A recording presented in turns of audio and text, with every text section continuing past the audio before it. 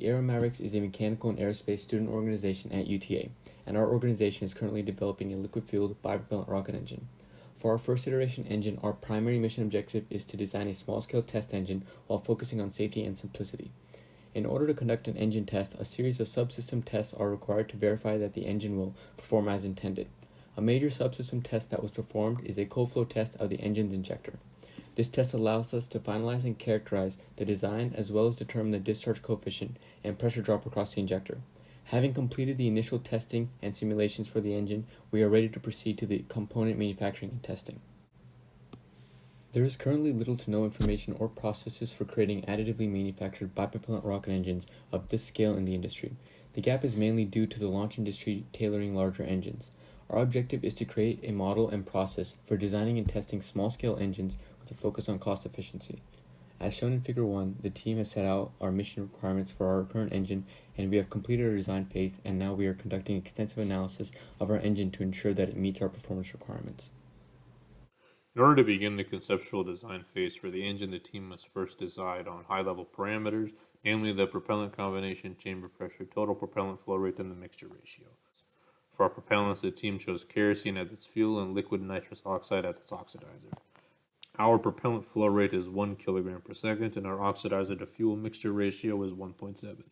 The chamber pressure was set at 2.07 megapascals or 300 psi. These were chosen so that we would achieve a low flame temperature, which makes cooling the combustion chamber feasible, and so that the feed system could operate at a manageable upstream pressure for our first iteration engine.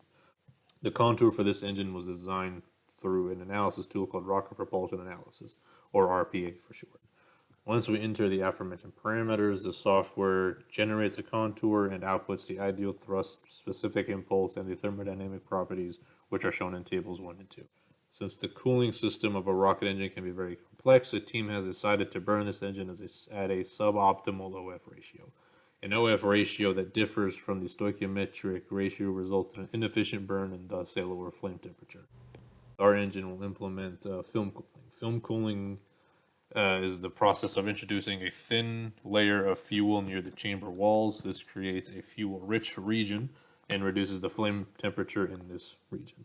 The film cooling orifices will use a flow rate that is 15% of the total flow rate.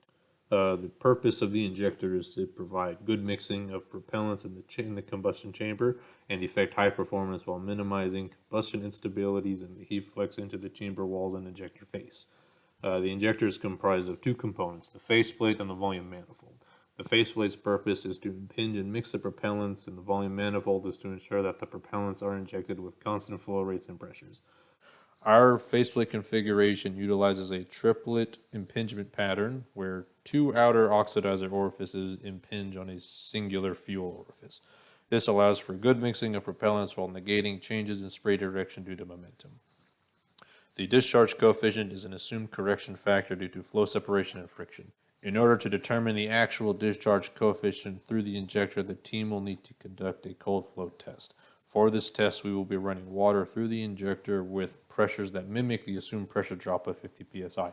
So water will enter the injector at about 65 psi and exit into atmosphere, which is about 15 psi. The cold flow test will also help determine whether uniform flow rates are achieved in each of the orifices and if the fuel and oxidizer orifices are impinging upon one another at the correct point.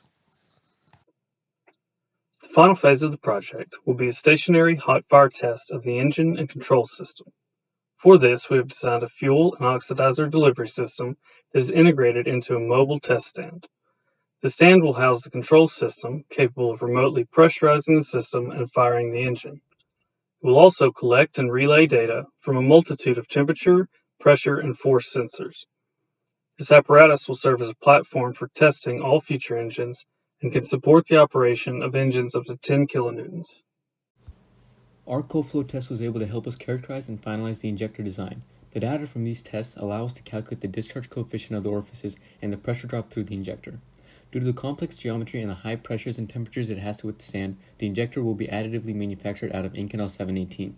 The team will continue to develop the feed system and control system so we can begin hardware testing for each subsystem. Once we analyze the engine through thermal simulations and verify the data, we will integrate all the components and conduct a hot fire test to test the overall engine performance. The Aero Mavericks would like to take the opportunity to thank all of our sponsors who have helped us reach our goals for this project. Thank you for taking the time to watch our presentation.